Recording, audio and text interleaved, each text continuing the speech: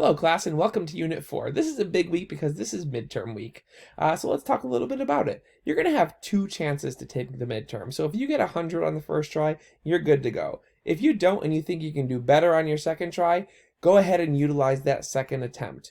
A really important piece of information to know, kind of a tip and a trick, after you take your midterm the first time, in the feedback for the answers that you got incorrect, it will show you kind of where that information is located, like where in the chapter and all of that. So be sure to go ahead and look at your feedback after your first attempt, because it'll give you some clues about how to do better that second attempt. What else can I say? We've had a great first few weeks, and I am so excited for what's to come over these final really 4.5 weeks.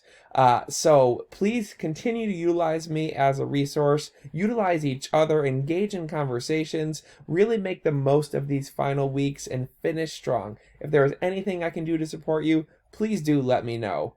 I wish all of you the best of luck on your midterm and beyond, and I am so excited to continue working with all of you. Thanks so much and have a good day. Bye.